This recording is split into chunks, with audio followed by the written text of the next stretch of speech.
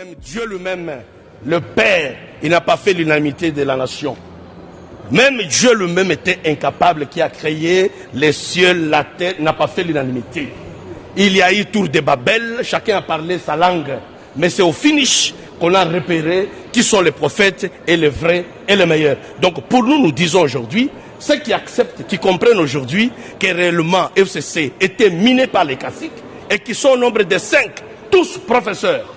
Tous professeurs. Et je vous laisse un devoir de dénicher ces 5 professeurs, tous caciques.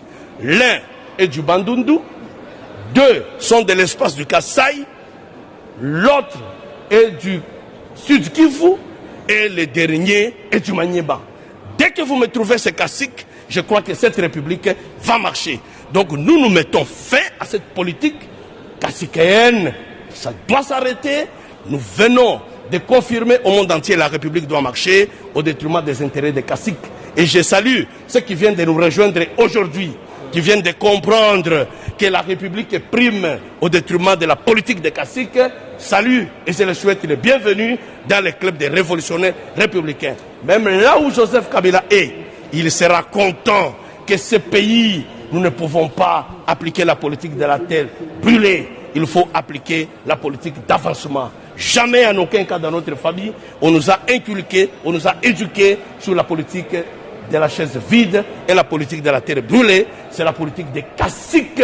Ce sont des méchants et avec le méchant, nous devons prendre des mesures pour que ces méchants qui se rassemblent ne puissent plus revenir sur la scène politique pour qu'on délivre notre FCC. Notre position n'est rien d'autre que la délivrance des élus, membres de l'opposition parlementaire, un grand nombre de députés. Nous venons de déposer notre procès verbal portant désignation des membres de l'opposition parlementaire devant faire partie de l'équipe de la Commission électorale nationale indépendante.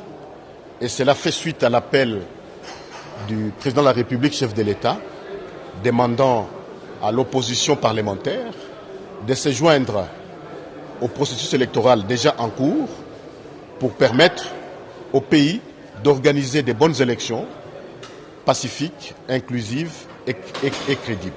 Voilà, c'est ça notre objet de notre présence aujourd'hui ici. Là, nous laissons la primeur au bureau de l'Assemblée nationale ainsi qu'à la commission paritaire qui devra étudier les cas.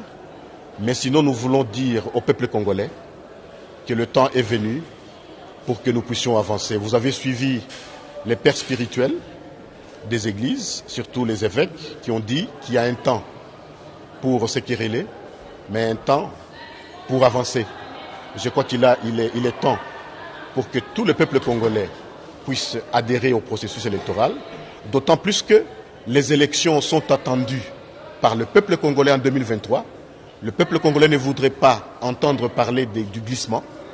Le peuple congolais veut qu'en 2023, que lui-même puisse se choisir ses propres dirigeants. Vous savez, au niveau de mon parti, le PPRD, ainsi que du FCC, le son des cloches n'est pas le même partout. Il y a des députés qui disent que nous devons adhérer au processus, mais il y a d'autres, des caciques, qui ne veulent pas entendre parler de ça.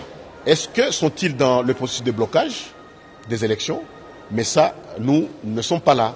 Nous voudrions vraiment qu'il y ait élection. Parce que, comme FCC, nous avons activement participé à l'élaboration et même au vote de la loi organique portant organisation et fonctionnement de la Commission électorale nationale indépendante. Et au niveau de cette loi,